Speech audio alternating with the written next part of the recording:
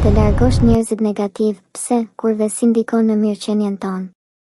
Ndonjëherë largimi i njerëzve negativ nga jeta jote krijon hapësirë për njerëz më të mirë. Ky është një mesazh që ndoshta e ke dëgjuar shumë herë, ndoshta edhe e ke ndjerë në lëkurën tënde, por ende mund të lindin dyshime. A është kjo zgjidhje egoiste? Apo është një akt i nevojshëm për mbijetesën emocionale? Le ta analizojmë këtë dukuri me syrin e një psikologeje, me arsyet pro dhe kundër, për të kuptuar kur është vërtet e shëndetshme të largosh dikë nga jeta jote dhe kur mund të jetë një shmangje e papjekur apo e nxituar. Pse kur është e shëndetshme të largosh njerëz negativ? 1. Mbrojtja e shëndetit mendor. Njerëzit që të ulin vetbesimin, të kritikojnë vazhdimisht, të nënvlerësojnë përpjekjet e tua ose të ngarkojnë emocionalisht pa respektuar kufitë e tu, janë konsumues të energjisë. Në psikologji, këta quhen shpesh vampir emocional.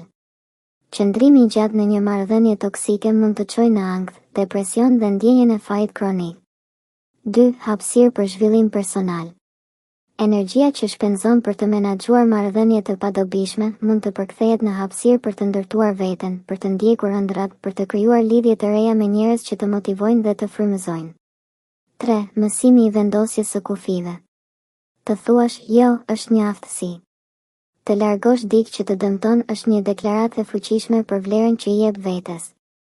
Tregon që e njeh veten dhe se je i gatshëm me të mbrosh qetësinë tënde. 4. Shembull për fëmijët apo të tjerët. Nëse ke fëmijë ose je figurë referuese për dikë tjetër, mënyra si i trajton marrëdhëniet është mësim në vetvete.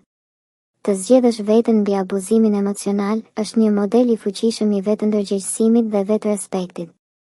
Jotë, kur largimi është shmangje dhe jo zgjidhje. 1. Kur negativiteti është i përkohshëm, jo karakteri. Ndonjëherë njerëzit kalojnë periudha të vështira dhe reflektojnë emocione të forta si zemërim apo dëshpërim. Nëse një mik apo familjar është negativ vetëm gjatë një krize, ndoshta kanë nevojë për durim, jo për braktisje. 2. Kur mungon dialogu i sinqert. Ka raste kur mospajtimet dhe tensionet mund të zgjidhen me komunikim të hapur dhe ndershmëri.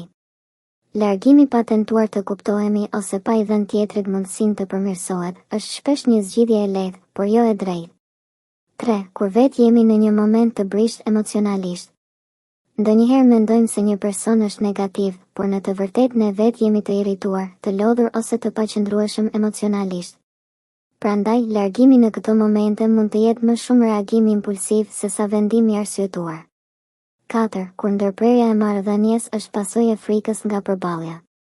Ka individ që largohen nga çdo marrëdhënie sapo ndjejnë konflikt apo kritik.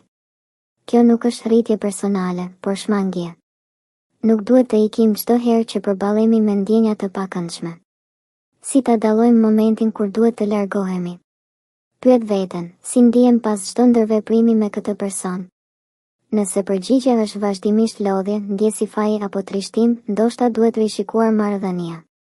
Vlerëso, a është kjo sjellje e njëhershme apo model i përsëritur? Diskuto, a e kam shprehur hapur si ndjehem? A kam dhënë një mundësi për ndryshim?